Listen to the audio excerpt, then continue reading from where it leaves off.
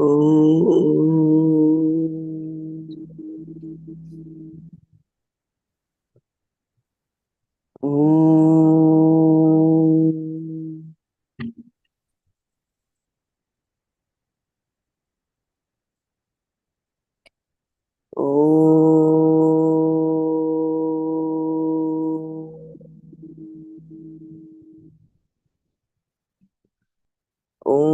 ब्रह्मानन्दं परमसुखदं केवलं ज्ञानमूर्तिं द्वन्द्वातीतं गगनसदृशं तत्त्वमस्यादिलक्ष्यम् एकं नित्यं विमलमचलं सर्वधी साक्षिभूतं भावातीतं त्रिगुणरहितं सद्गुरुं तं नमामि।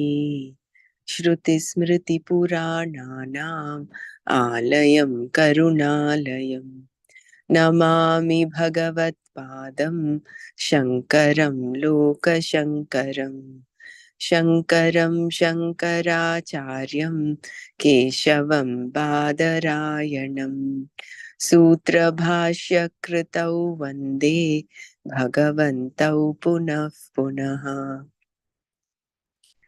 सदाशिवसमारम्भां शङ्कराचार्यमध्यमाम् अस्मदाचार्यपर्यन्तां वन्दे गुरुपरम्पराम् वन्दे गुरुपरम्पराम्।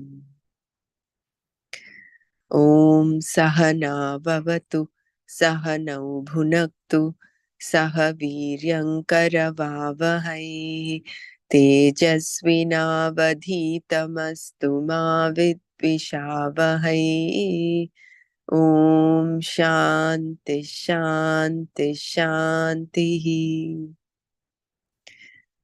नारायणं नमस्कृत्य नरं चैव नरोत्तमं देवीं सरस्वतीं व्यासं ततो जयमुदीरयेत्। जय गुरुदेव। Jai Gurudev Brahmaraji. Yes, If you wish, I can share the screen for some time, Brahmaraji. no problem. I think Mrinal has already started sharing. Okay. I think. Okay. Are you able to be No, there? if Mrinalji is already there, no problem, Brahmaraji. Yeah. Dhanyavad. Yeah. Jai Gurudev. Are you going to be here? Then you can share and read today. Yeah, I can. I can be. Okay. Mrinalji. That will be good. I'll stop sharing. And Bela, I'm available after about 15 minutes to read. Okay, so don't worry about that. Okay, dear. Dhanyavad.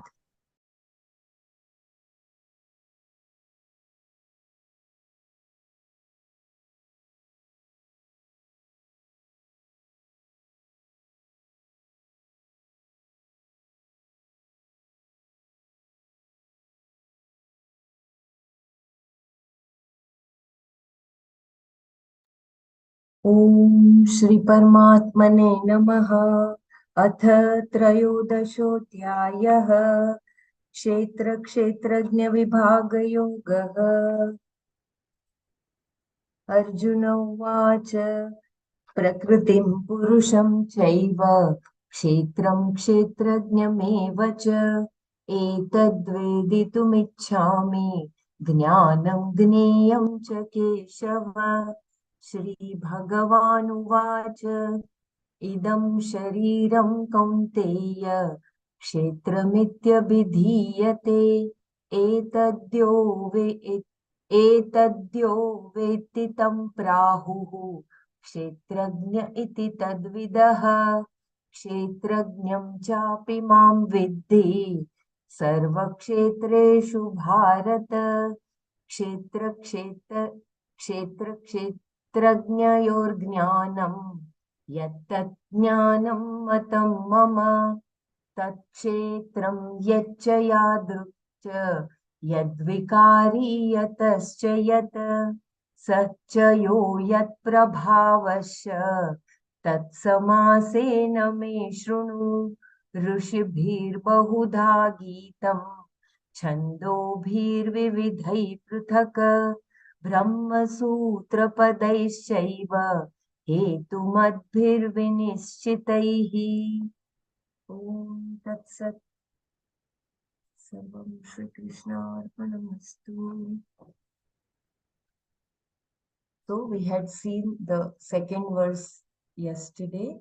I'll just quickly browse through the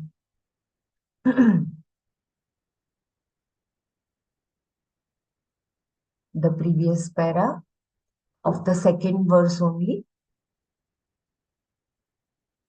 Kshetra implies this entire world, as will be told later. And this threefold body, Sthula, Shukshma. Just let me know if it is from the previous page or Mrinalji, you were reading, right? 412. Am I reading?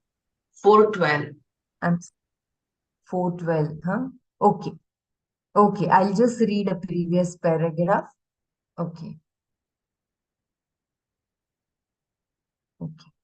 Arjuna is addressed as Bharata, which can mean simply Bharata, which can mean simply the one born in the family of Bharata. Here, however, in light of the topic, an etymological meaning is appropriate. The one who revels in Brahma Vidya. Bha is Brahma Vidya. Tasyam ramate iti Bharat.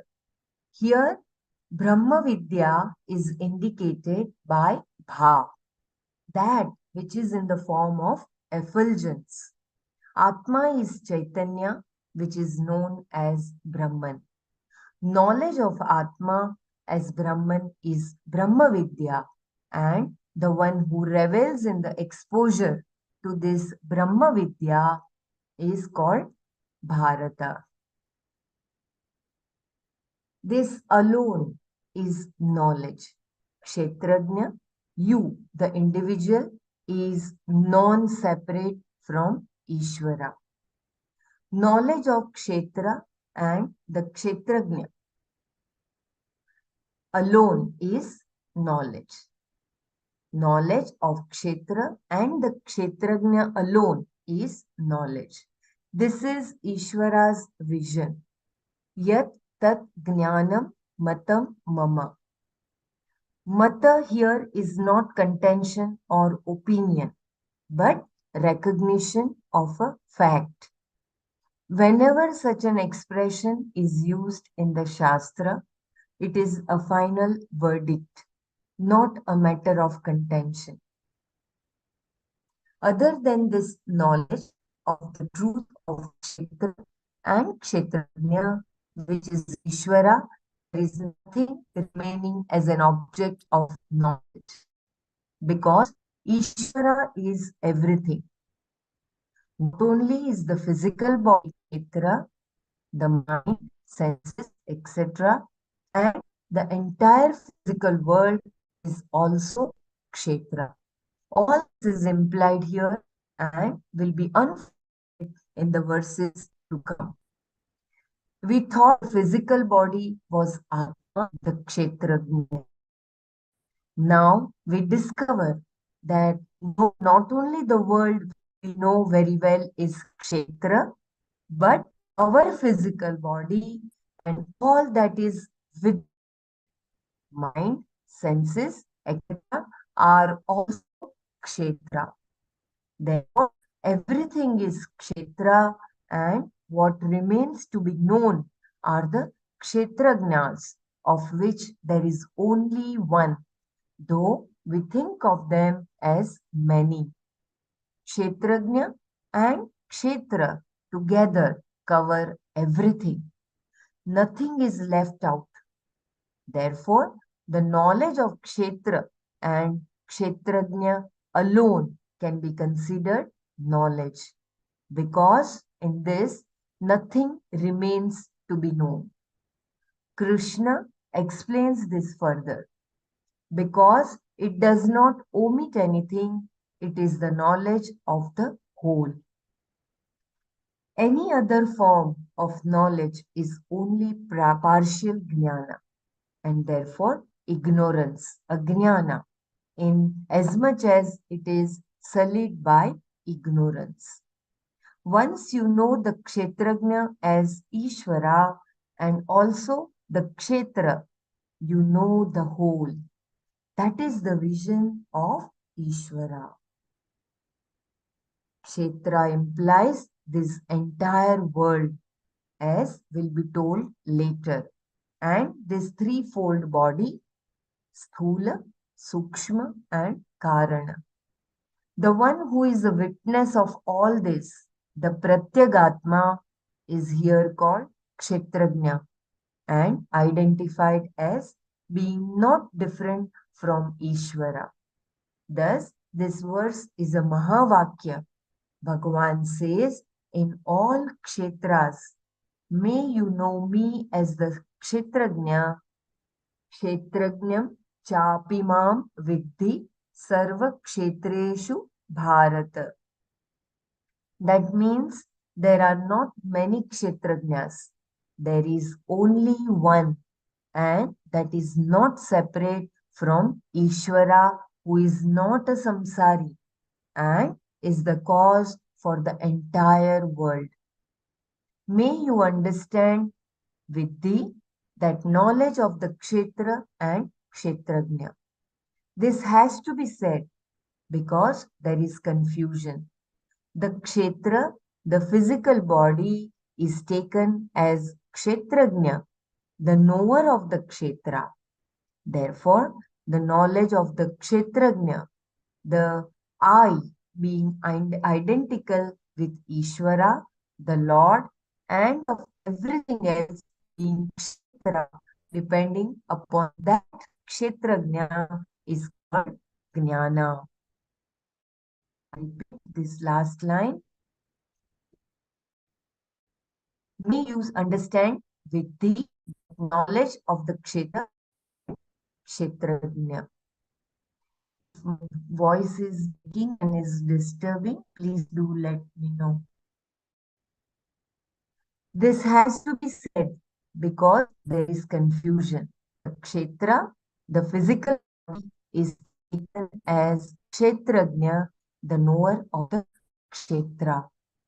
Therefore, the knowledge of Kshetrajna, the I being identical with Ishvara, the Lord, and everything else being Kshetra, depending on that Kshetrajna is called Jnana. Everything else is called Ajnana. If Ishvara is looked upon as one separate from yourself, there is Ajnana, ignorance. Because the truth is that Ishvara and the Jiva are identical. That is the vision of Ishvara. Because this verse is a Mahavakya, it is very elaborately commented upon by Shankara. Kshetrajna, you, the individual, is non-separate from Ishvara, and that Ishvara is one, which means there is only one Kshetrajna, Atma, not many. Therefore, in the vision of the Shastra, everything is one.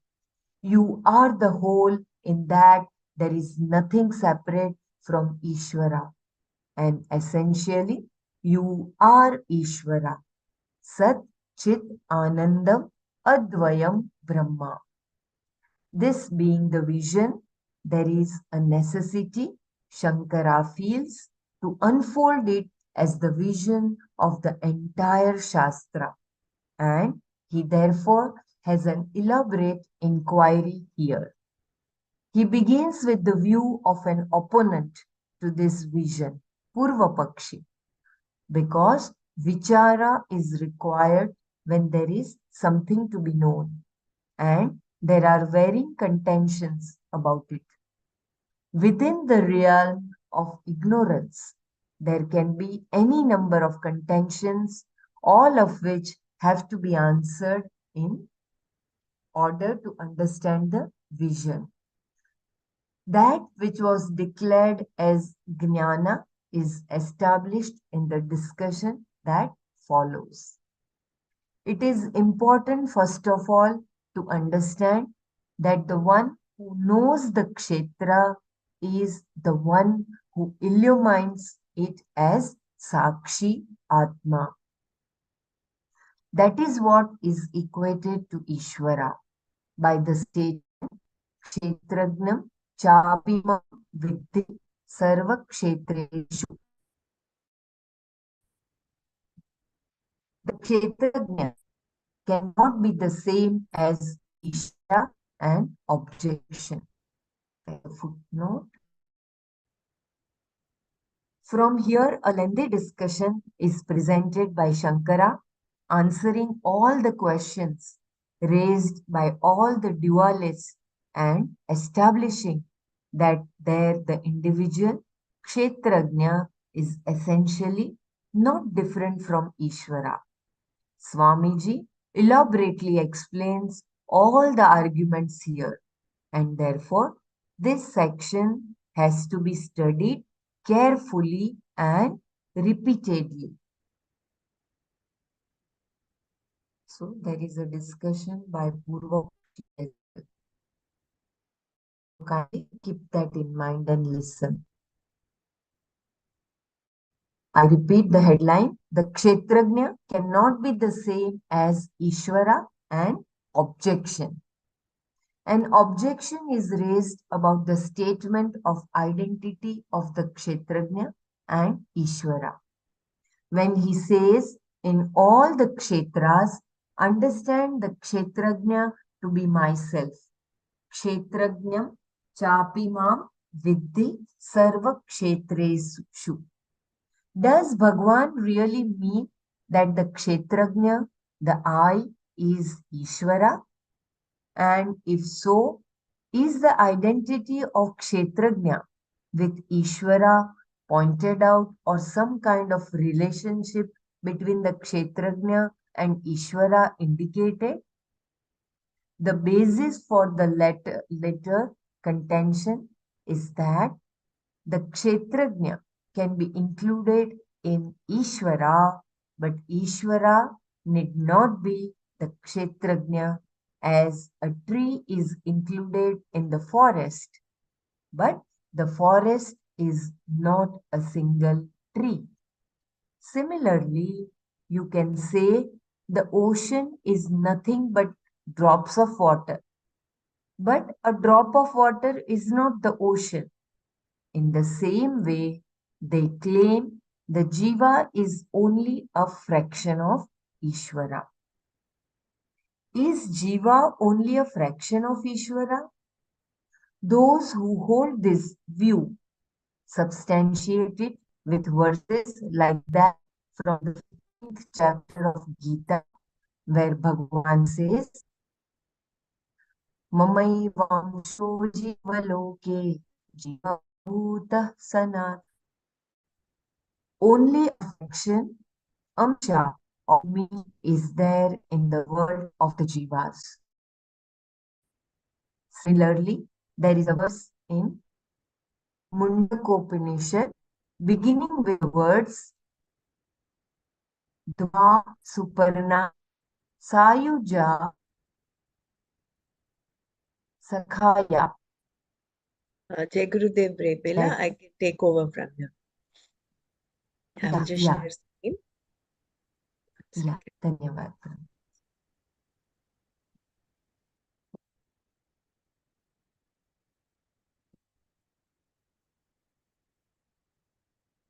We're on verse 3, isn't it? No, Brahmaraj. Second verse, 412 and onwards. Yeah, that is 430. 413 now.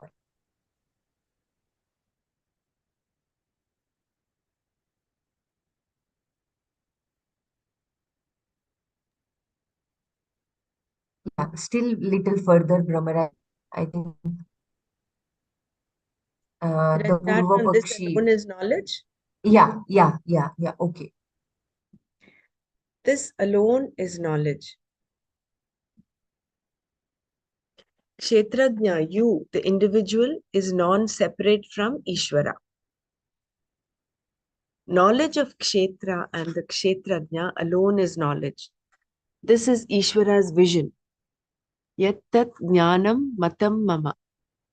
Mata here is not contention or opinion, but recognition of a fact.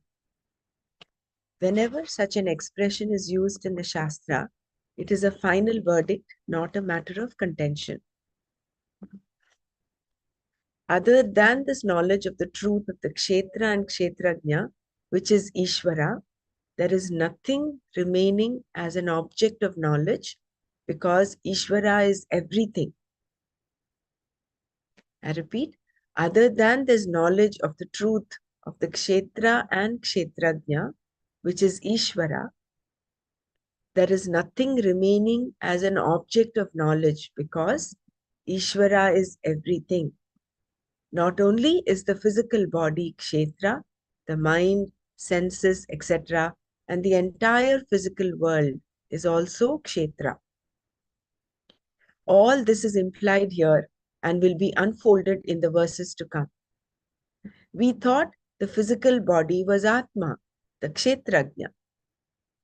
Now we discover that not only the world, which we know very well is Kshetra, but our physical body and all that is within it, mind, senses, etc., are also Kshetra. Therefore, everything is Kshetra, and what remains to be known are the Kshetrajnas, of which there is only one, though we think of them as many.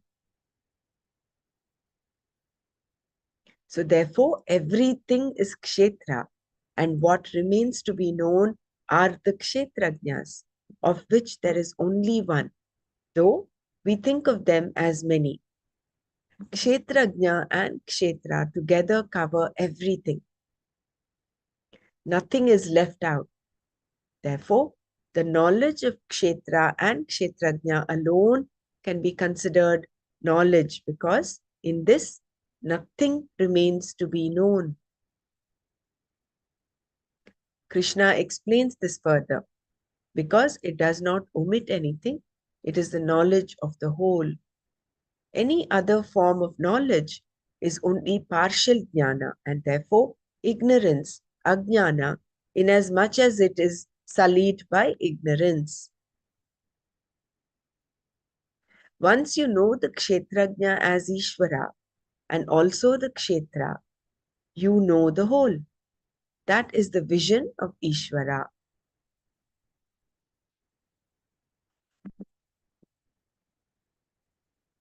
We've seen this before, right? Any other form of knowledge is only partial jnana. Like if you do something in science, for instance, or economics, there is always something more that can be done. So that more, it leaves you.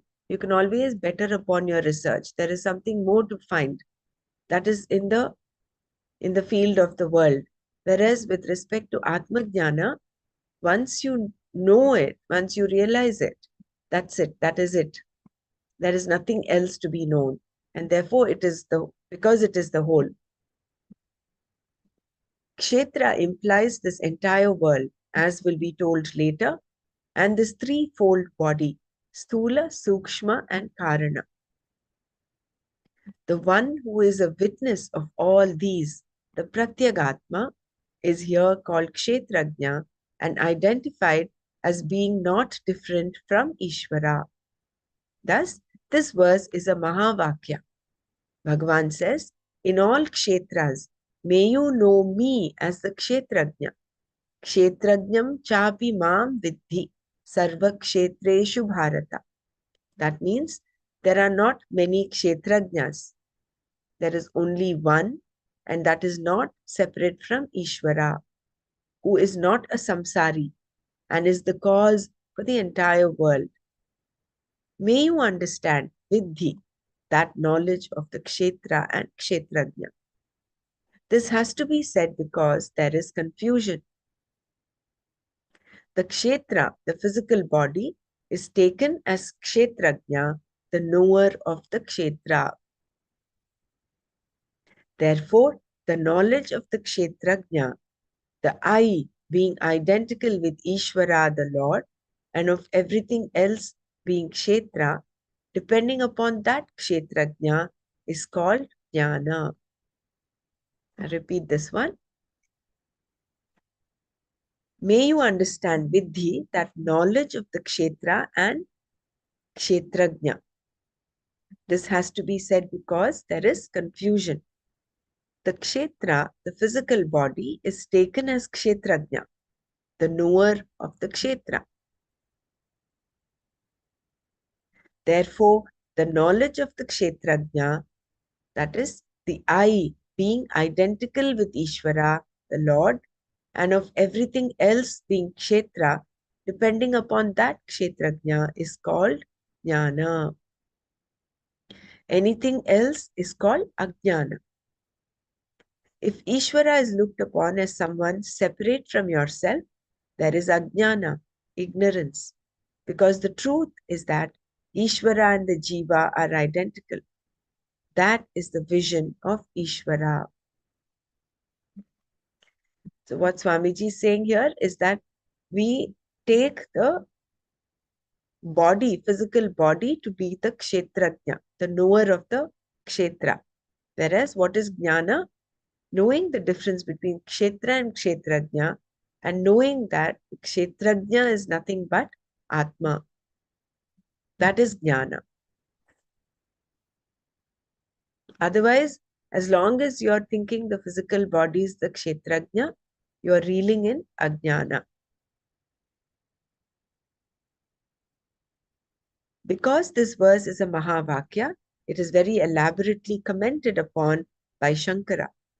Kshetrajna, you, the individual, is non-separate from Ishvara, and that Ishvara is one, which means there is only one Kshetrajna Atma, not many. Therefore, in the vision of the Shastra, everything is one. Purnamada, Purnamidam, Purnat, Purnamudachyate. Purnasya Purnamadaya Purnamevavashishyate. You are the whole in that there is nothing separate from Ishvara. And essentially, you are Ishvara. Satchit Anandam Advayam Brahma. This being the vision, there is a necessity, Shankara feels, to unfold it as the vision of the entire Shastra. And he therefore has an elaborate inquiry here. He begins with the view of an opponent to this vision, Purva Paksha, because vichara is required when there is something to be known, and there are varying contentions about it. Remember the fact that when you are grieving, when there is grief, you don't just mandate it and say, oh, grief should not be there. Whereas you process the grief. You understand where is this grief coming from? Who is the one grieving? And all of that. Then with vichara, you're able to handle the grief. The next time it happens, you're able to handle it. You're understanding it better. Rather than just mandating it. Oh, I should not grieve. I should not do this. Shastra is not mandating anything here. So therefore, Shankara says, he takes the stance of the Purva Paksha, saying, he begins with the view of an opponent to this vision. What is this vision? That Kshetrajna is nothing but Ishvara, right?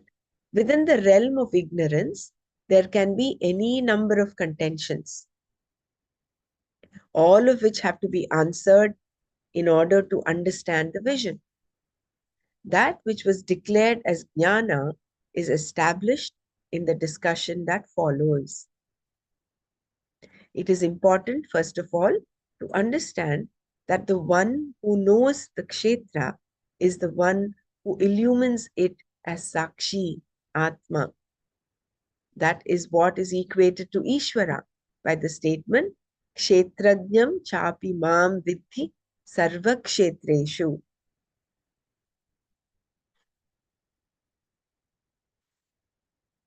So the Kshetrajna here is the witness or the Sakshi that illumines the whole Kshetra, which includes the physical body, the mind, senses, and everything in the universe.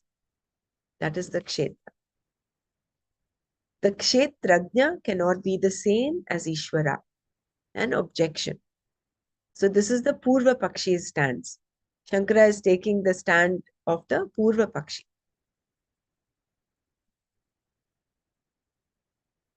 An objection is raised about the statement of identity of the Kshetrajna and Ishvara. When he says, in all the Kshetras, understand the Kshetrajna to be myself, Kshetrajnam chapi mam vidhi sarva kshetreshu. Does Bhagwan really mean that the Kshetrajna, the I, is Ishvara? And if so, is the identity of Kshetrajna with Ishvara pointed out? Or some kind of relationship between the Kshetrajna and Ishvara indicated?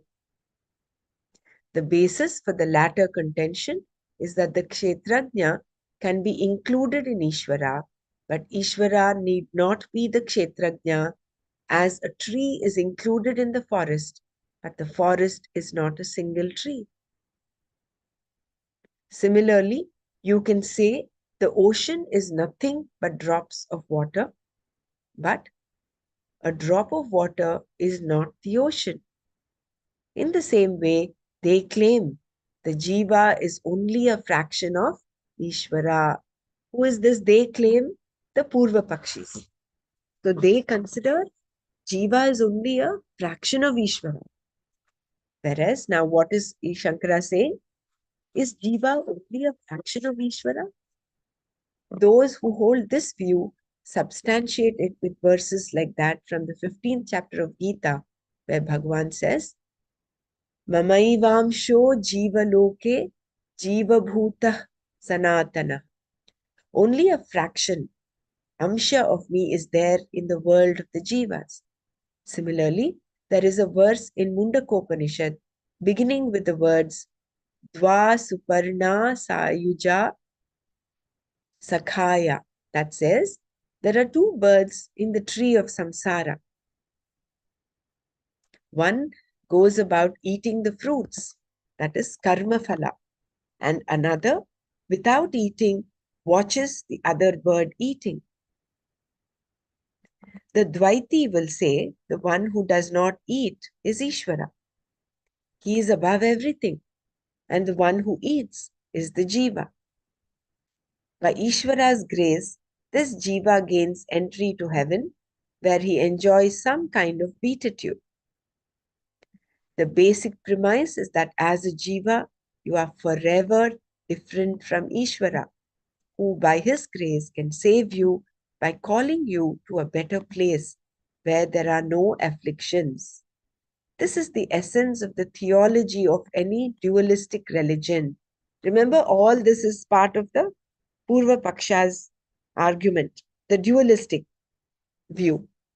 They use mantras such as these to support their view of duality, Dvaita Siddhanta, trying to interpret all the Mahavakyas as revealing duality and supporting their arguments with citations from Padma Purana, Kurma Purana, etc.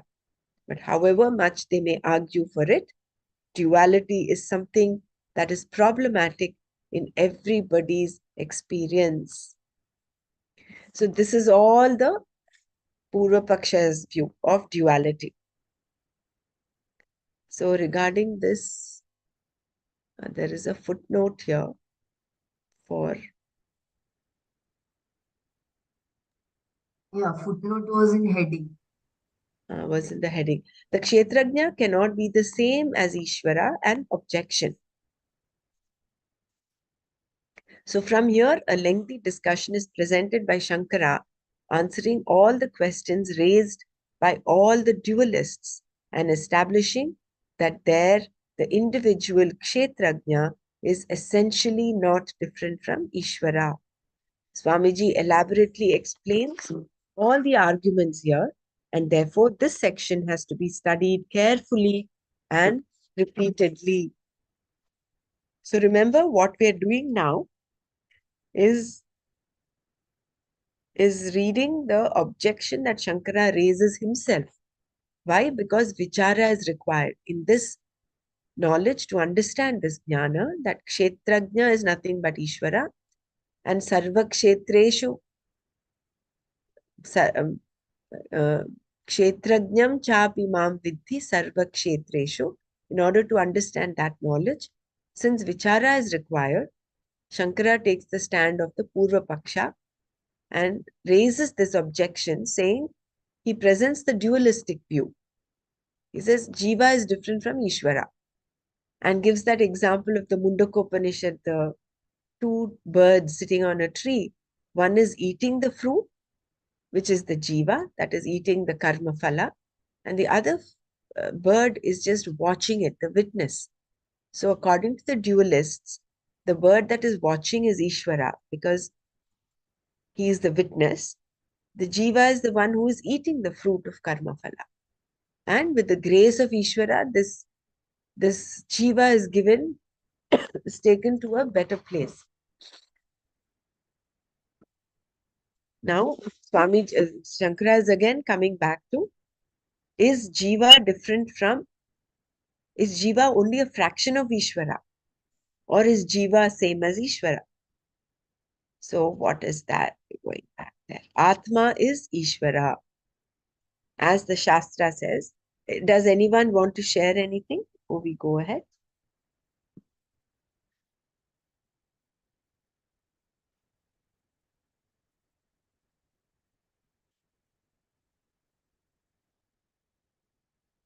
Atma is Ishvara. As the Shastra says, even if one makes a small division, udaramantaram kurute, between the Jiva and Ishvara, the Jagat and Ishvara, the Jagat and Jiva, Jiva and Jiva, then he has fear. Atha tasya bhayam bhavati. Remember Taittiriya Upanishad. Udaramantaram kurute atha tasya bhayam bhavati. In Advaita alone, there is abhaya, freedom from fear, which is why Swamiji says here, where is that? See, but however much they may argue for it, however much the dualists argue for the difference between Jiva and Ishvara, duality is something that is problematic in everybody's experience. Why? Because when there is duality, there is bhayam. So even if one makes a small division, udaramantaram kurute, between Jiva and Ishvara, and the different forms, which is Jagat Ishvara, Jagat Jiva, Jiva and Jiva, then he has fear. Atha tasya bhayam bhavati. In Advaita alone, there is abhaya, freedom from fear. Fear, especially fear of mortality and fear of loss in general, is the cause of all problems. Every individual is frightened. Only the degree of fear varies. You start as a child, frightened of the enormity of the world with which you have to cope with. Everything is so big. Even an apple is a very big thing to have to put into your mouth. And when you see the power of the forces at work in the world, naturally you are frightened. This is the nature of every jiva. Among them, some can handle snakes, some cockroaches, and some fellows cannot handle anything beyond a housefly. This is samsara. This is an important thing to understand. Fear is samsara. As long as one is mortal, one is frightened, isolated individual. What I am is so infinitesimally small in the scheme of things, and what I am not is infinite. I am always at the mercy of the world and the forces therein. So fear is samsara. Fear comes when there is this duality. However small that duality is. Fear of loss, fear of death, fear of mortality, fear of losing your own image. That is why we tend to put up an image. What will others think of me? Forever is our concern.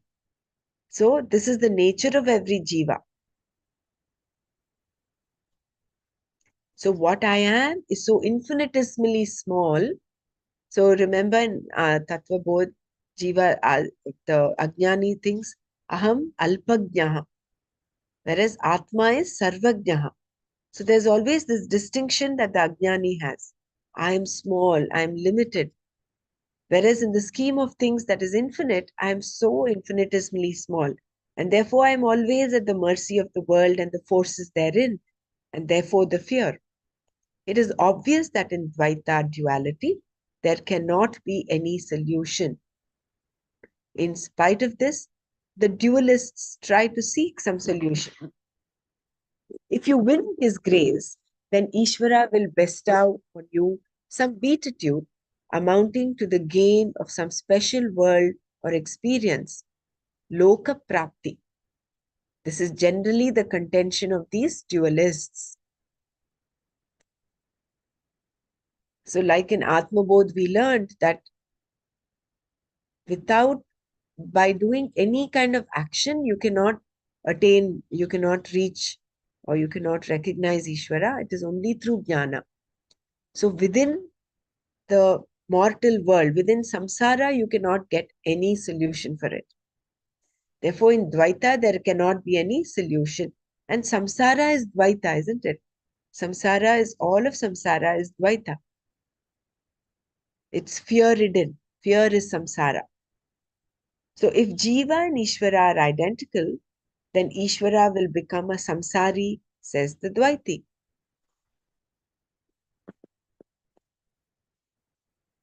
If in all bodies there is an Atma, I, which is one, non-dual Ishvara, then other than that Ishvara, there is no other person.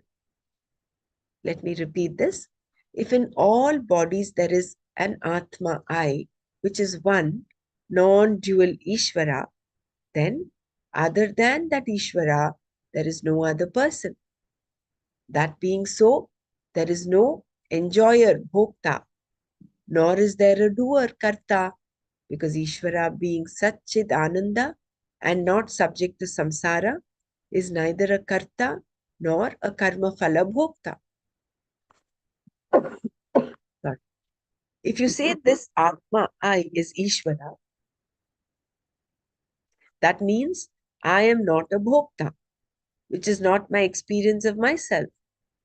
If on the other hand, you say that Ishvara is also a bhokta, by knowing that I am that Ishvara, there is no gain. I continue to be the same samsari. But Ishvara is always presented as the one who is not subject to samsara. If that Ishvara is aham, there is no separate bhokta. Until now, I considered Atma to be a bhokta. I am the one who is the enjoyer of my sukha and dukkha. All my experiences tell me that I am the enjoyer. Now you say, Atma is Ishvara. So in addition to knowing very well that I am a samsari, I now know that Ishvara is also a samsari. If the jiva is equated to Ishvara, and if there is no other enjoyer, Ishvara becomes a samsari.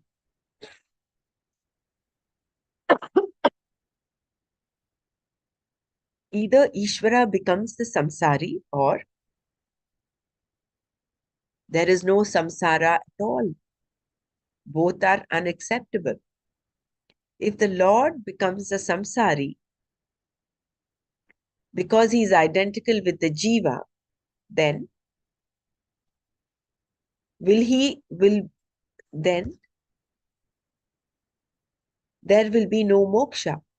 If there is no moksha, there is no bondage either, because they are mutually dependent.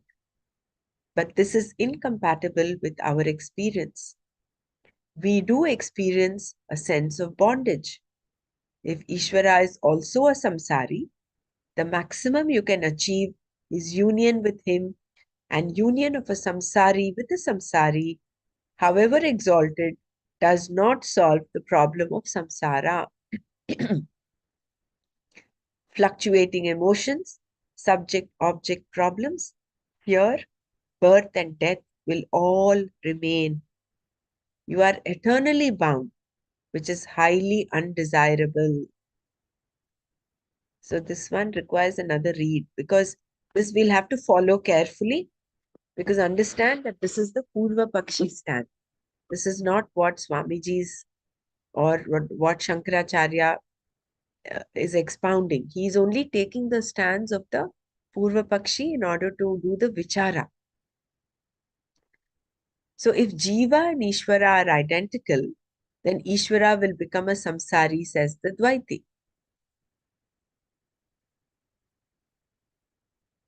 Jai Gurudev. Yes. But in a way, is he not some? I mean, how can we then we equate Jiva to Ishvara?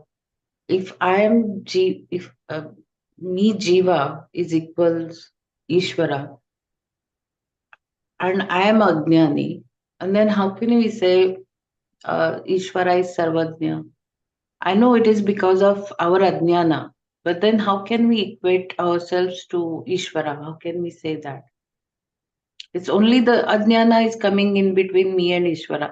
And who is omniscient and who is all pervading, all knower? How can I get into this hold of Maya? Then how can I equate myself to Ishvara? You've given the answer yourself in the sense Yeah, that but there is a you are, lot of confusion over here. In one hand, we say I am Ishvara and I am under the veil of Maya, and that's why I don't recognize myself. But being Ishvara, all knower, how do I get into this trap? Like he's untouched, Ishvara is untouched. Then how I was touched by Maya? that is the whole Maya, no? That is the Because whole we Maya. got caught up in that, we got caught up in some actions, no? Like the example of a bird doing an Okay. action, it was Yeah. eating, so it was it that bhokta part came, so that is why we were caught up in Maya. But if I am We were, Ishvara, should I not know that? If but We how already know. we have those gunas, no? We are born with those gunas. So how again, will not that these gunas no, will not I work? again ask you this question. Like, if I am Ishvara, I'm Triguna Titaha, then how did I get those gunas? But then how can I equate myself to Ishvara? I must be something different. That's why I got these, right? Ishvara's qualities, if you have seen Ishvara's qualities, he is untouched. Then how I am getting touched? So it looks like I'm going on the side of It the only Purvapakshi. it merry-go-round. It like the the effect of Maya. Because of Maya, we are all entrapped. This is all because of the Maya, the part So the God wants to play. He said, "Aham bahusyami." Brahma ji created that which in which Veda it is, that aham bahusyami. I want to, from one to I want to be many. So that was the thing where the creation started. He wanted to be more than himself. Like he wanted others also in the creation. That desire which erupted in Brahma, that created this, and that then the Maya was created to envelop all the jivas, so that this creation keeps on going on. Otherwise, the creation will stop. And that is why, that on walking on this spiritual path, it is so difficult, because you get entrapped. You get entrapped in various positions and various like at times, many times you are going smoothly and suddenly some obstacle will come and you will be back to square one. This is how the Maya plays. It doesn't let you easily go off from her clutches. So it is, that is why we read in some previous chapter also, no, that Maya, to escape that Maya is very, very difficult. And these are the Maya details. Duratya. See, these are the details. But the main thing, if I am untouched, I am just a witness, then how did I get involved myself as a Ishvara?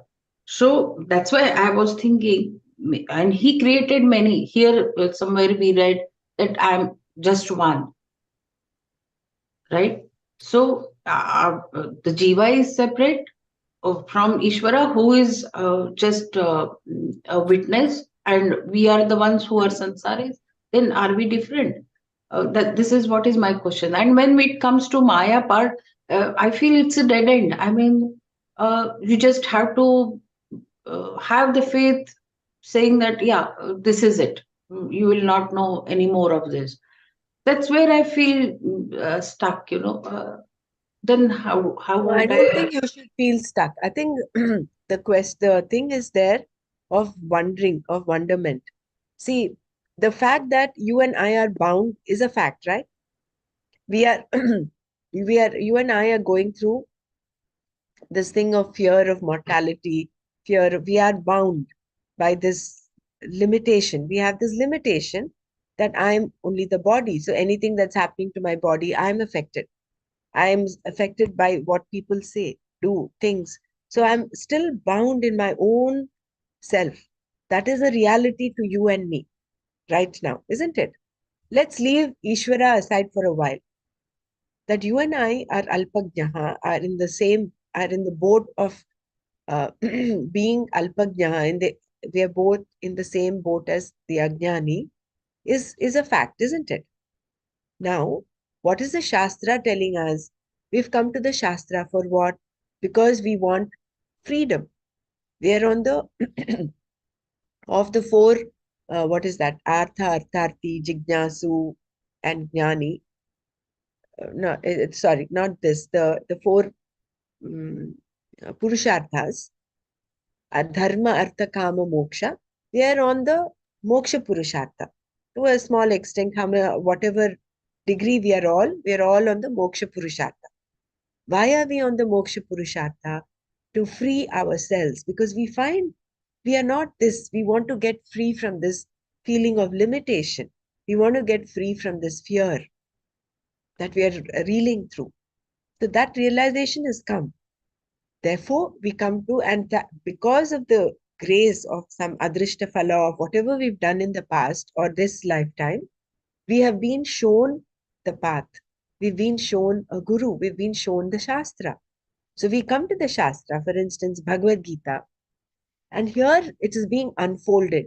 Are you, the Jiva, are actually Ishvara.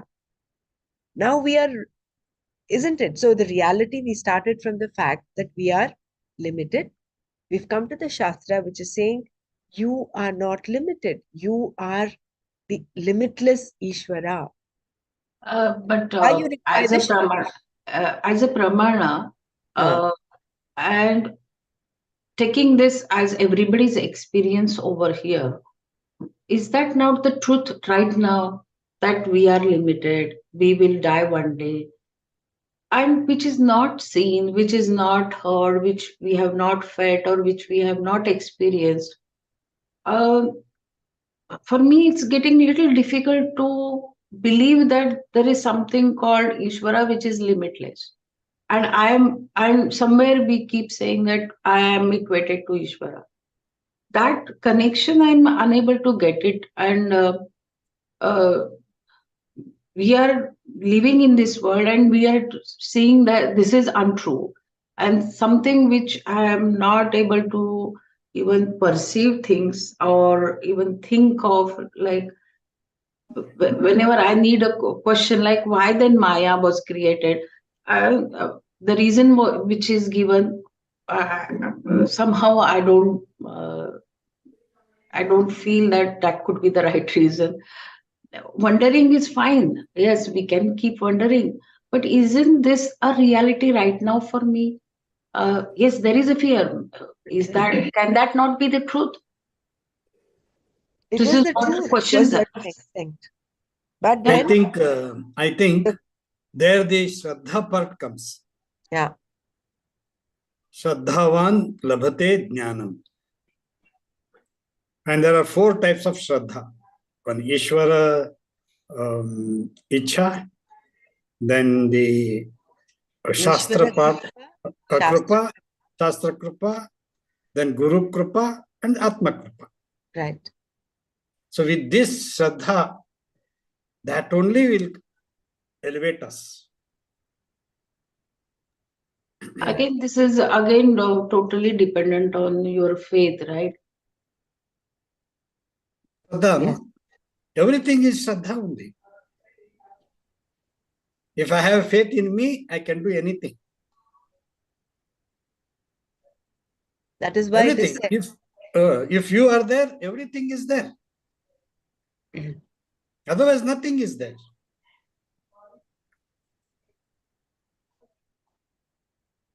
Basically, you, that is Atma. Also, one thing I wanted to share, like today, Mrinal is saying that she doesn't feel that connection. But after few years, when that evolvement would happen, naturally it would happen. Then when you get connected with that higher consciousness, then you will have that feeling that you are part of that Ishvara. It is only at this state that you are not able to feel, but as you will move on this path, it is definite that you will feel it one day that you are the part of this whole creation and that higher consciousness. It is just like a catch 22, you know. If you have Shraddha, you get the knowledge. And if you have knowledge, you get the Shraddha. I think, Dr. Savita, it is not feeling a part of Ishvara. You will get that experience that you are Ishvara. You are Ishvara. That's it. Your Yeah, still part yeah. is a fraction, which is what the dualists are, right? They think Yeah, it's only right. part of Ishvara. So ultimately, that knowledge will dawn. Yeah, you are that whole, it is said. And this is the reply. Atma is Ishvara. This is the reply to those Dvaiti, those who are arguing that Ishvara and Jiva are separate. Here it is wonderfully explained by Swamiji in the form of response.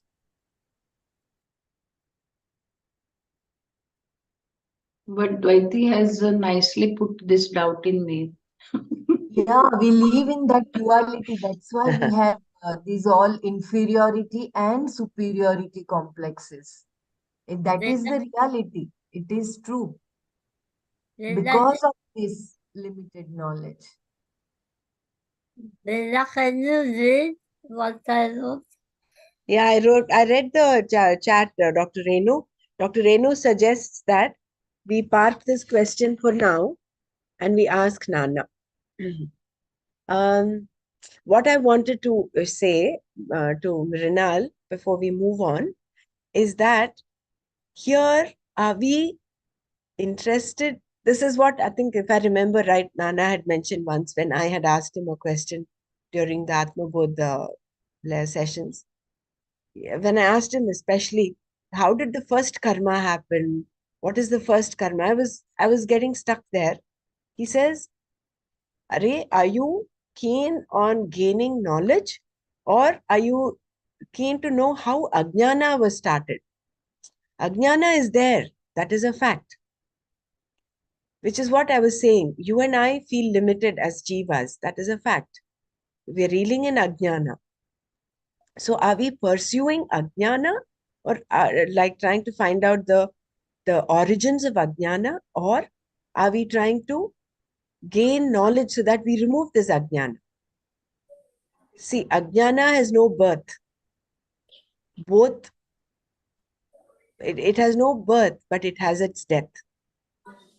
You can't say when did darkness start? You cannot say that. You cannot ask when did darkness, because then you should say darkness was there. I mean, before darkness, there should have been light, isn't it? But if there is light, there is no darkness. So can you say darkness has birth? Darkness actually has no birth, Only but no light, it has death. Yeah, no light is darkness. But that darkness. when there is light, there cannot be darkness. So we are all in that darkness right now. We're moving towards uh, towards jnana. And if you remember, I think in Atma Bodh or so, or maybe Tattva Bodh, no amount of removing buckets and buckets of darkness will you get the light into the room. It is only by putting up that switch Light. that lights up the bulb. So all our attempts here, all our pursuing the Shastra is getting to find the switch and putting it on. We know the switch is there. We know that if you put the switch on, we will get light. That is paroksha anubhuti. We know it as a concept. But what our ultimate aim, goal is to get that aparoksha anubhuti. That putting that light and putting that switch on, getting that light into our lives. So no amount of dishing out ajnana, as in darkness, will get light into the room. So therefore, no amount of trying to find out what is this Maya, where did it start, will help. I don't know whether I made sense. Yeah, No, definitely. that is It is Ichha, no, when that is we Ichha started Shakti of equating Jiva with Ishvara. Uh, that's where this again the doubt came up. Like if Jiva equates Ishvara, then can we say the Ishvara who has mm, enveloped in Maya is a Jiva, right? Then how can we Right. say Jiva is Ishvara? This is what the thought came no, this Maya as is when you see. created by Ichha Shakti of Ishvara, No, and here Kriya. the just simple statements. If I am Jiva and I am that, then uh, I'm experiencing samsara and not the Ishvara. Then how can I equate myself to Ishvara? This was my question. The others are details because we have been reading and all. But then this basic question, like, then how can we equate ourselves to Ishvara? And then there are examples given over here, like sun as a sun reflecting in 100 pods, like it is like jivas, and the sun is like Ishvara. Then the uh, ripples which are happening in individual pods, they are different than sun. Then how can that be a reflection? I know this is an example, but then this is what was in these There is examples. another example, Mrinal. This example of the tree we read just earlier. No, the basis for the letter contention is that the Kshetrajna can be included in Ishvara, but Ishvara need not be included in Kshetrajna, as the tree is included in the forest, but the forest is not a single tree. This we read, Yeah, that is a just Purva Pakshi. Like now I am a Purva Pakshi over here. Yeah, which is important because that is why vichara is happening, no? It is Huh. important. but let's read further. This is Yeah, the sure, sure. Yeah, stance. I know. There will be There will be explanation. the explanation by Shankara and Yeah, of course Swamiji sure, as to sure. why the Purva Pakshi stand is wrong, Yeah, is faulty. yeah. So for that we'll have to keep Shraddha. A little bit of Shraddha is required. All right. Which is why also for Atma Jnana, we need the Pramana, we need Shastra, we need to come to the Shastra to help us get to there. The That's Shabda true. Pramana is so important. Yeah. So,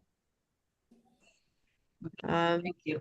Yeah, we'll read further. We'll get the shall we answer. read little further? Yeah. Yeah. If Jiva and Ishvara, then Ishvara will become. Yeah. So this one I wanted to read one more time. If Jiva and Ishvara are identical, then Ishvara will become a samsari, says the Dvaiti. If in all bodies there is an Atma, I, which is one non-dual Ishvara, then other than that Ishvara, there is no other person. Again, I'll repeat. If in all bodies there is an Atma, this is what the Purva Pakshi is saying, right? So let's remember that what is being read now is the point of the Purva Pakshi, of the Dvaiti.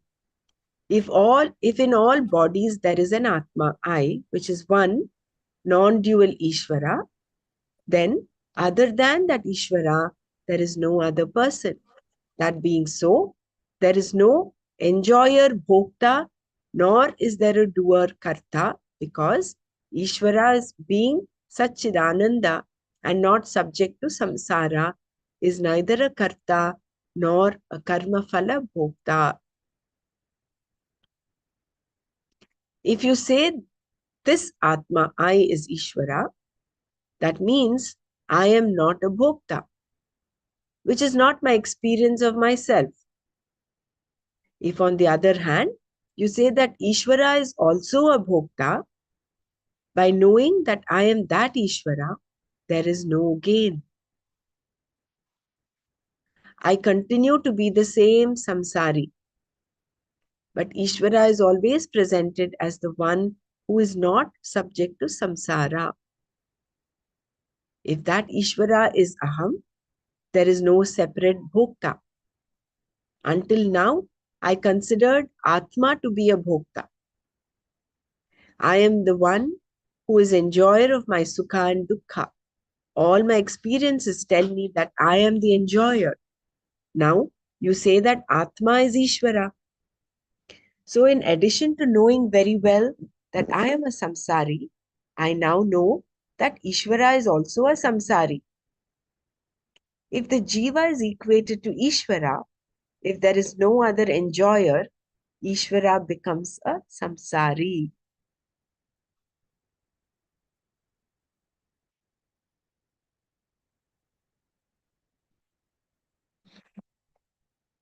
Either Ishvara becomes the samsari or there is no samsara at all. Both are unacceptable. If the Lord becomes a samsari because he is identical with the jiva, there will be no moksha. If there is no moksha, there is no bondage either, because they are mutually dependent.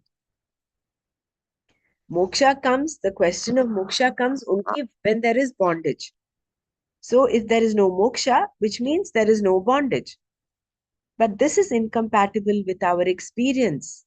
So again, Shankara is bringing us down to ground reality. Our experience is what? We do experience a sense of bondage.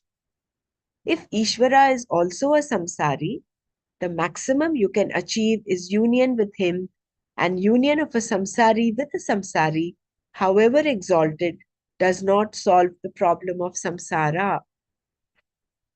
Fluctuating emotions, subject-object problems, fear, birth, and death will all remain. You are eternally bound, which is highly undesirable. This makes sense, right? So we'll move on to, if there is no samsara for the jiva, then the shastra will become useless. This is the Dvaiti's argument. Okay? So whatever we're reading now is the Dvaiti's argument. So if there is no samsara for the jiva, then the shastra will become useless. If on the other hand, Ishvara is not a samsari and there is identity of the jiva and Ishvara, there is no samsara for the jiva. So one stand is that Ishvara is a samsari, which the Advaiti has come and is denounced it. Ishvara cannot be a samsari because our experience shows that we are bound. We're moving towards moksha. So since Ishvara and Jiva, if you're equating, there is no other, then there is no other Mokta other than Ishvara. So then Ishvara becomes a samsari, which is not true. So that the Advaiti has denounced that Ishvara is not samsari, he's made it clear. Now what is the Advaiti saying? If there is no samsara for the jiva, then the Shastra will become useless. If on the other hand, Ishvara is not a samsari, they're taking the other stand, and there is identity of the jiva and Ishvara, there is no samsara for the jiva, isn't it? In that case, what is the purpose of the Shastra? The study of Shastra is declared as being for moksha, freedom from samsara, which is bondage. The Shastra is a pramana because of which there is knowledge, and that knowledge liberates you. Here, however, we have the very unfortunate situation of the Shastra being useless because when there is no samsara, no bondage, there is no necessity for release. And if we accept that we do not require Shastra because there is no samsara, that implies that there is no rebirth, no karma, no punya or papa, no sukha or dukkha. There is no duality whatsoever because there is no subject-object relationship. But that is not what we experience, and we have to account for our experiences. Any teaching should speak of our experiences, analyze them, and reveal the truth about them. But it cannot go against our experience. Conclusions based on that experience can change in the light of knowledge, but not the experience itself. Similarly, a stick placed in a glass of water appears to bend. Perceptually, it is true. Factually, it is not. I will read this whole thing one more time, but let me just read the next para as well. Knowledge can explain away a particular perception, but no Shastra can say something which contradicts the pramanas like pratyaksha, perception, anumana, inference, and so on.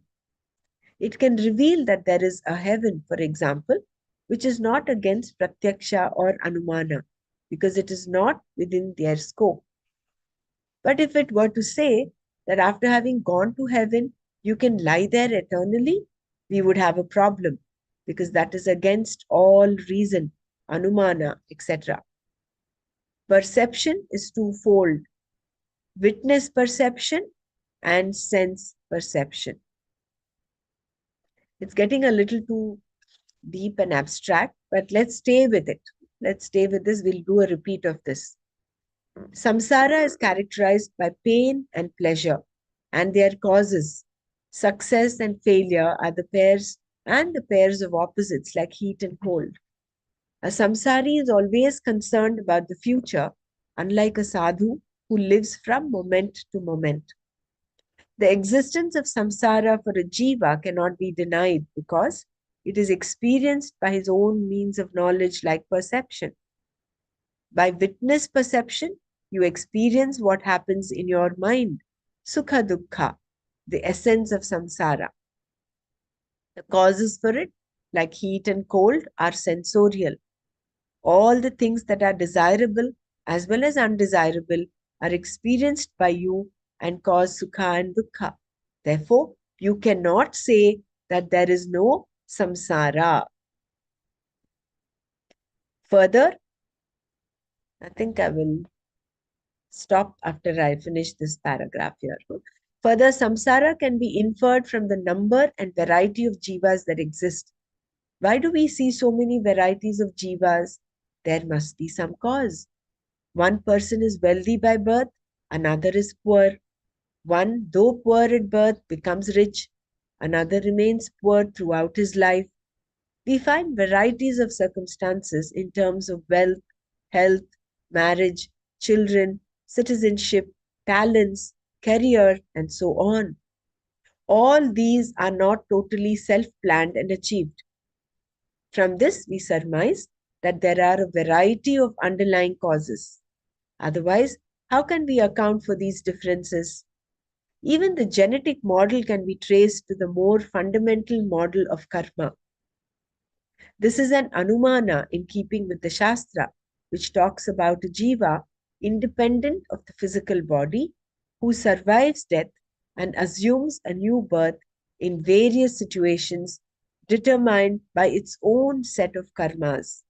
The jiva is not feminine or masculine and may assume either a male or a female body depending on which set of karmas need to fructify. That means each jiva is a bhokta and a karta. So, samsara caused by punya and papa, resulting from dharma and adharma, is inferred. All these become necessarily untenable when Atma, the Kshetrajna, and Ishvara are identical.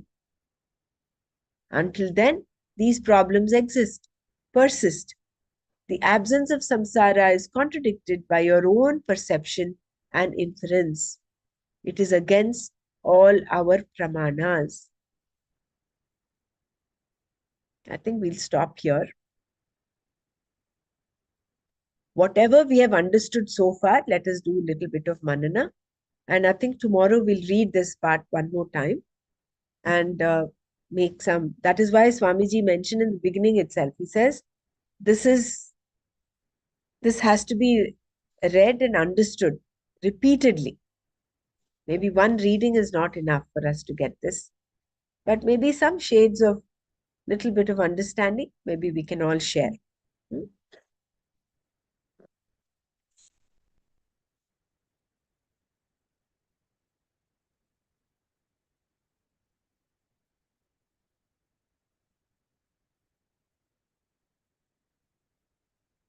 I will just chant the verse that we did today.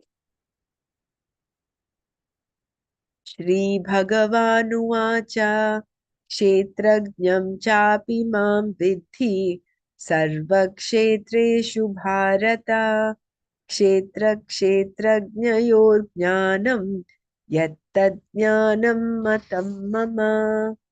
O descendant of Bharata Arjuna, and also may you know me as the knower of the body in all the bodies. That which is knowledge of the body and the knower of the body is truly knowledge. This is my vision. Yeah. Let's close our eyes and reflect, and then let's share.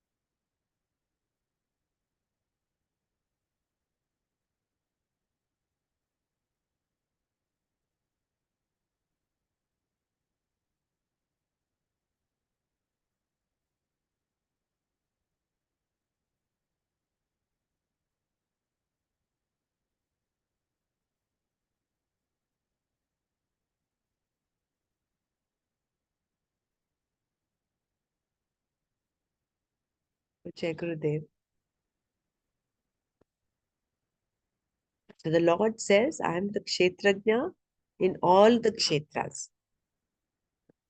So the Kshetra is not just the physical body, is the mind, senses. It also includes the Stula, Sukshma, Karana, Shariras.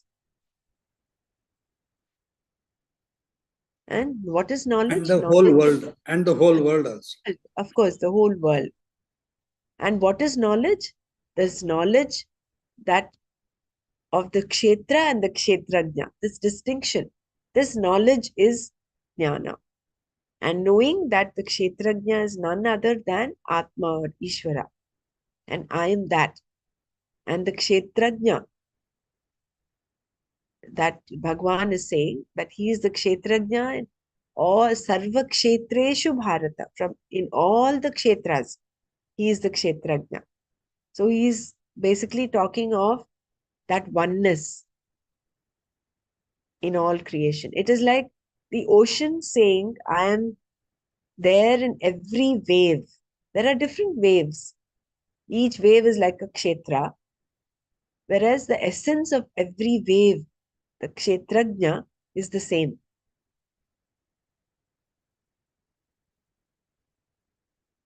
Similarly, the whole world is created by, if we go back to the first reading, the para prakriti and apara prakriti.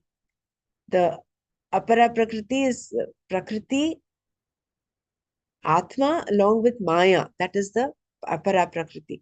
And that is the cause of all creation. Whether it's germs, whether it's trees, plants, mountains, oceans, rivers, human beings, all the animals, the basic source is there. That is the cause.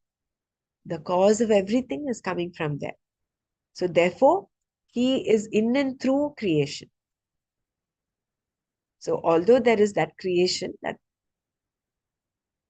and what is that knowledge? Knowledge is recognizing the kshetrajna is nothing but Ishvara, and the difference between the kshetra and the kshetrajna. And here Shankara brings in the aspect of the Purva Pakshi. Why? Because vichara is required to get this knowledge. This is a Mahavakya. Sarva kshetrajnam chapi mam vidhi sarva kshetreshu bharata. That is a Mahavakya because it equates the connect between Jiva and Ishvara. So that is where Shankara says, in order to do vichara on this, you require, he brings in the opposing view.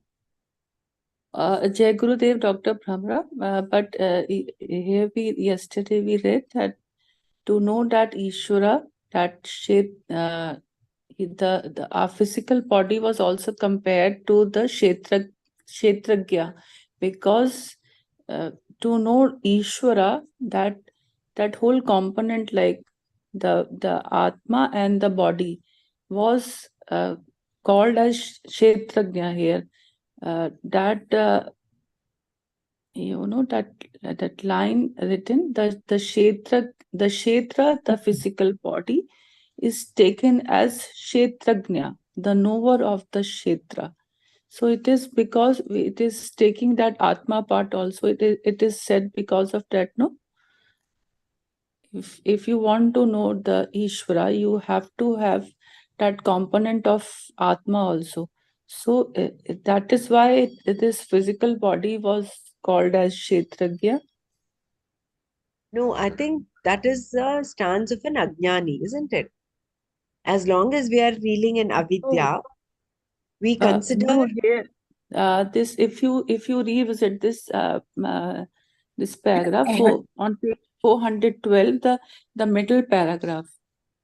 But The it says Kshetra. it is a confusion. Then later on he clears the confusion.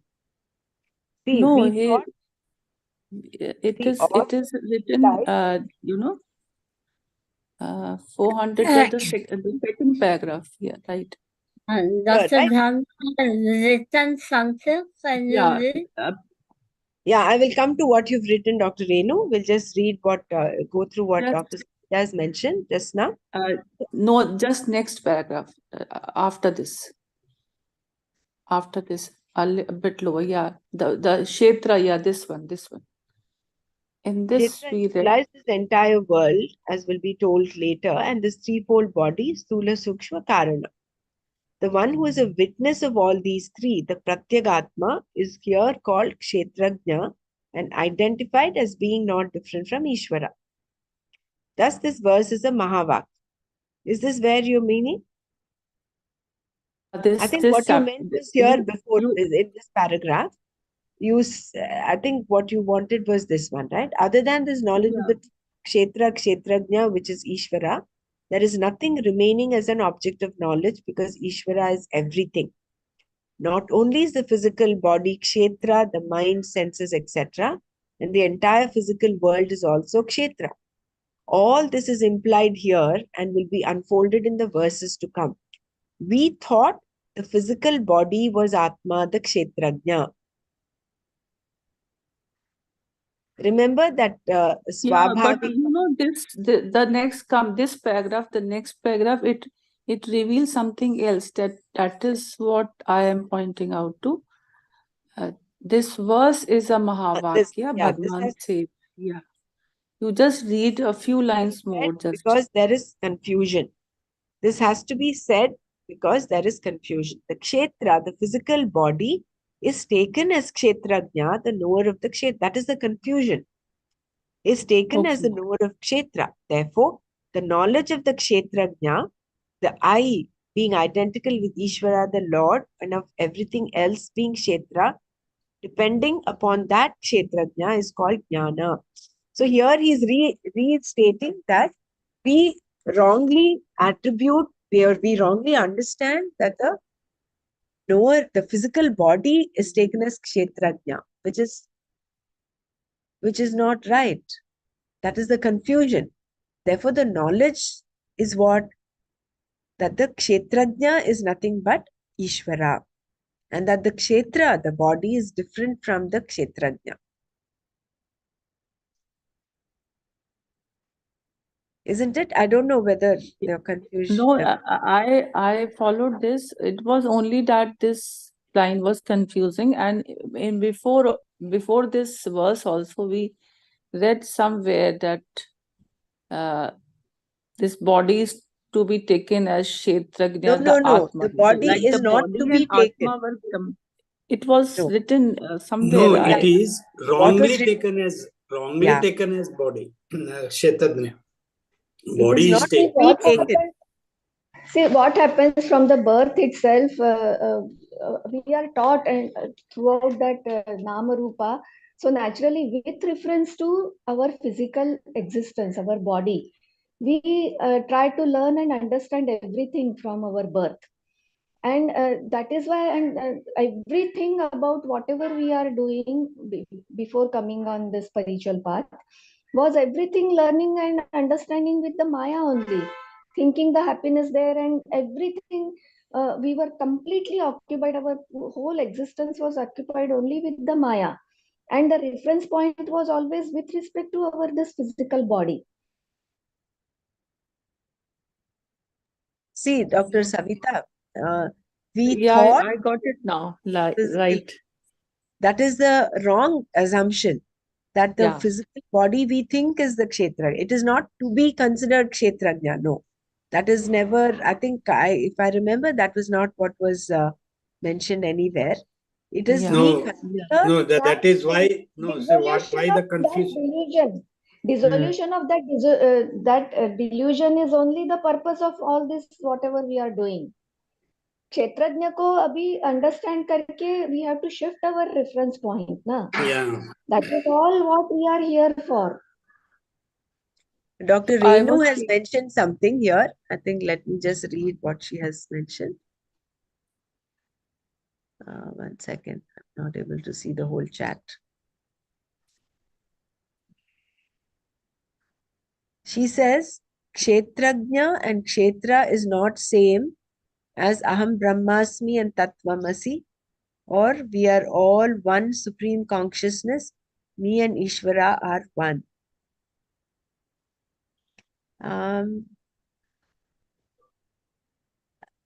No, I think Kshetrajna and Kshetra is not same as Aham Brahmasmi. That Mahavakya that he is given, Kshetrajnam chapi mam vidhi sarva kshetreshu bharata. That is same as Aham Tattvamasi or Aham Brahmasmi. That becomes a Mahavakya. Correct. Whereas Kshetrajna is certainly different from Kshetra. That is the knowledge. That is knowledge, right? So we are all one supreme consciousness. That is true. Me and Ishvara are one. That is true. That is what is Advaita about.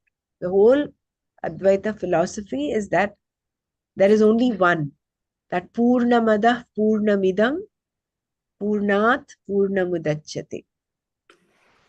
So from the whole Ishvara, we've got Purna Maya. The whole creation is also complete, but which is enveloped in Maya. So our journey is about getting back to that original Purna,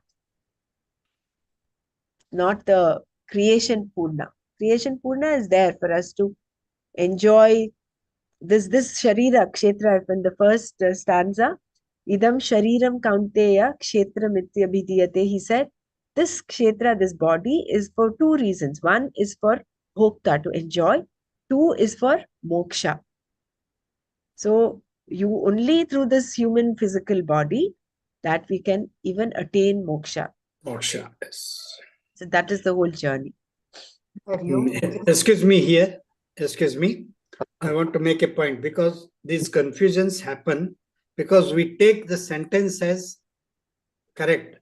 We don't read those sentences with reference to what it is stated. You know, we should not take a sentence and say it is what it means. No, we have to see what reference this sentence has been made. What context it is being said. That is correct. Very correct. All this confusion, Dr. Savita's confusion was only due to that. So that is why we have to read. We should, whether reading or listening, we have to be very careful and understand it in the right way. So that, and for that, even for that understanding, I think we need that Shastra. That is where the Shastra Kripa comes in, I think, right? Compared to, I can say, my understanding, it's not still very perfect. Even all of what I read today, most of it is abstract. We have to read it again. So our prayer has to be for that, to stay committed to this path of moksha, number one. That is Ishvara Kripa. And to understand, please help me understand the Shastra. That should be our fervent prayer. Rather than pray for, samsaric things. A prayer also becomes refined, isn't it? It becomes more, it is not for gaining some material comfort and all that. It is elevating. Of course, we are on the moksha marga, on the moksha purushartha. So the nature of our prayer, what we seek, also becomes more and more refined. That is what is Ishvara Kripa in that this Shraddha. Even Shastra Kripa. Shastra Kripa is understand what the Shastra is saying in the right way, in a crystal clear manner. If you're able to understand, then you have the Shastra Kripa. We all have to ask for that Shastra Kripa. Hariom Brahmaraji. Yes, Bela. Just one, I don't know whether I'm correct or not. There is one line that says that the knowledge which is not even known yet is also Kshetrajna. It means whatever discoveries or inventions happening in the creation, whether it is for the subtle world or for the physical world, they are all Kshetrajna, right? I think so, because ultimately Ishvara is everything. Ishvara that is what we read somewhere, no? There is this knowledge, is complete. So, known, unknown, all of that is included in this knowledge. So, I think what you said is true, is right. Knowledge of Kshetra and Kshetrajna, both. Then only it is complete. Shall we continue tomorrow? One doubt I still have, I have this, because in the first verse we were reading, it wasn't that Purv Pakshi, these comments were not there. But when we were reading the difference between the Kshetra and Kshetrajna, that there, like we read when I was asking that apada tala mastaka, that in apada tala mastaka. apada tala mastaka.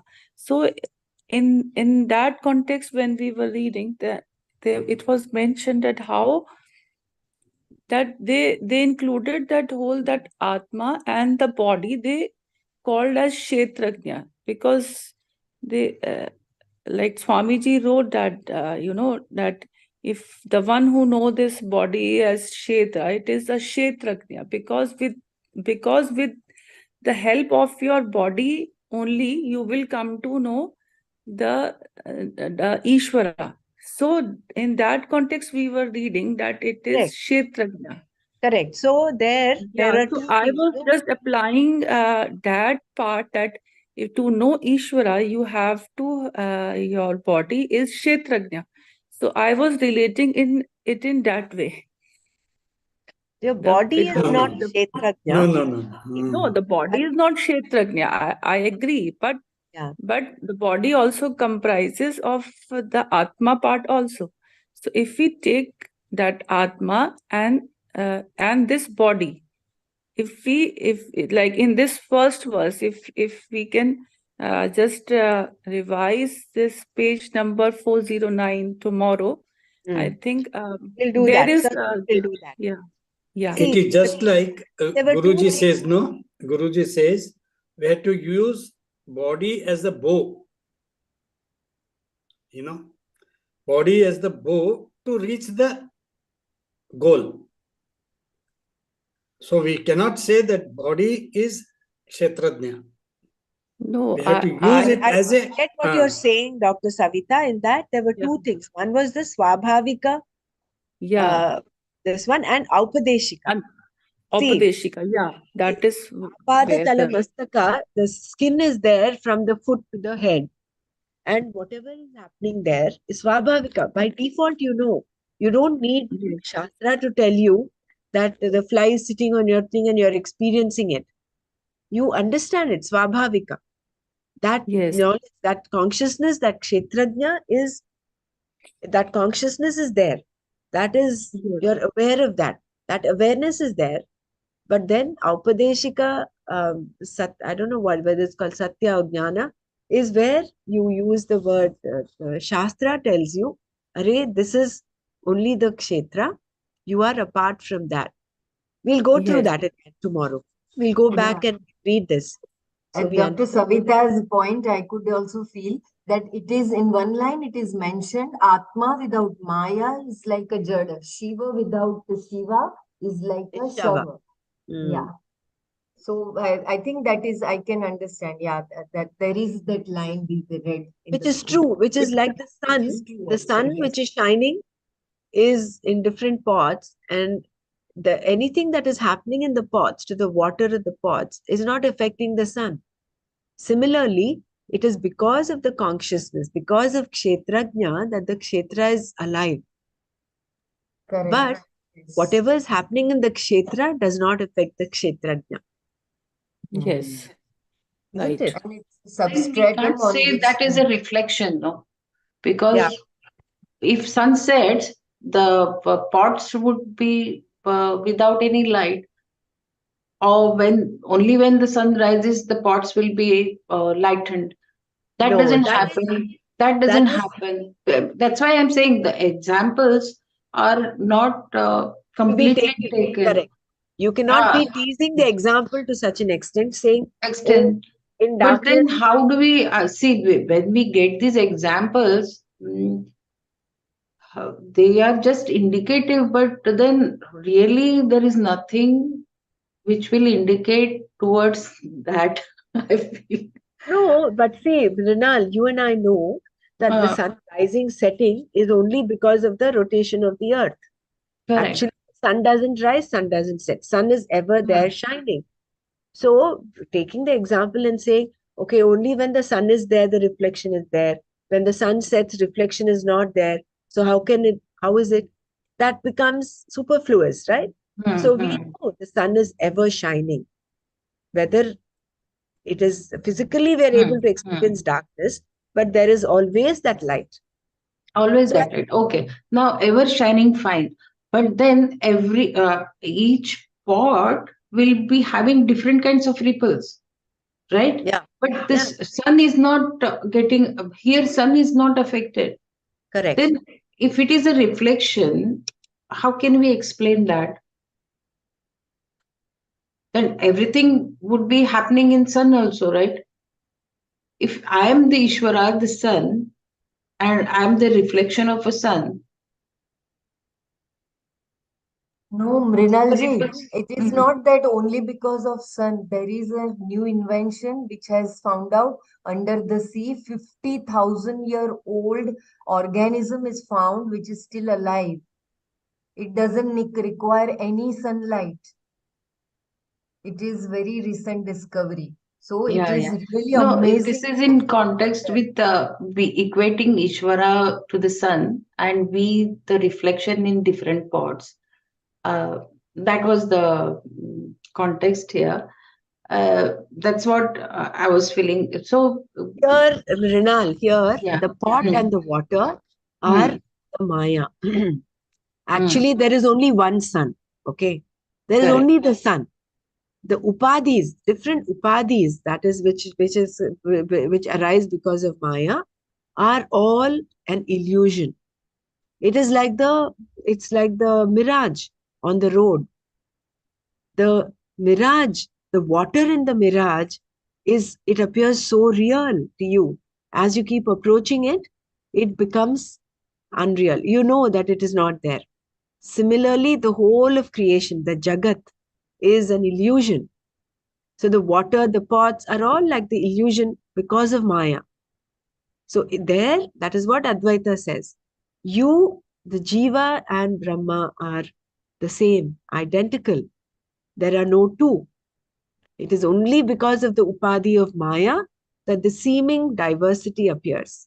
Seemingly there is creation. Seemingly there is different jivas are there, different mindsets.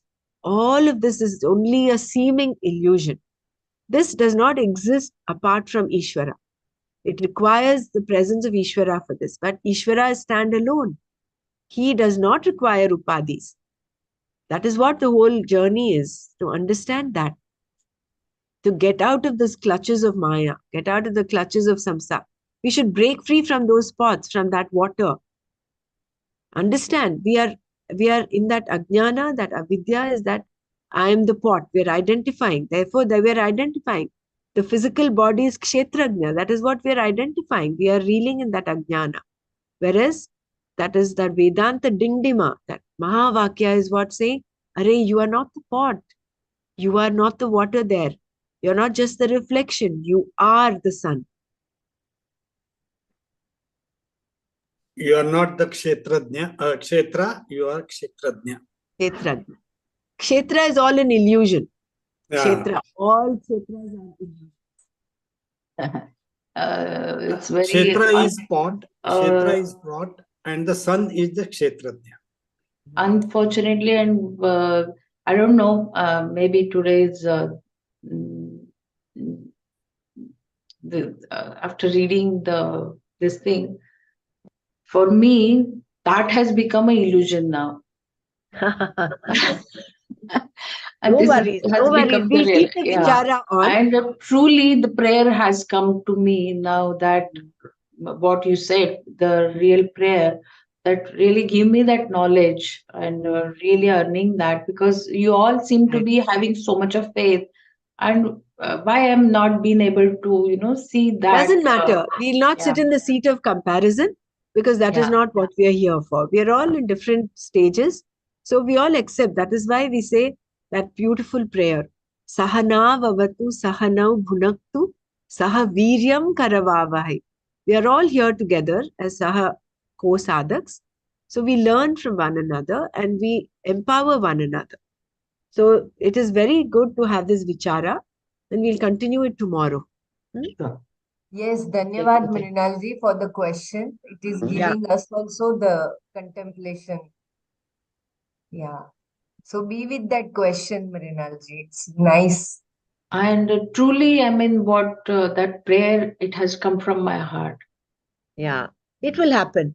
That Shastra Kripa will happen. It is, of course, inevitable. That is what Krishna gives us the assurance.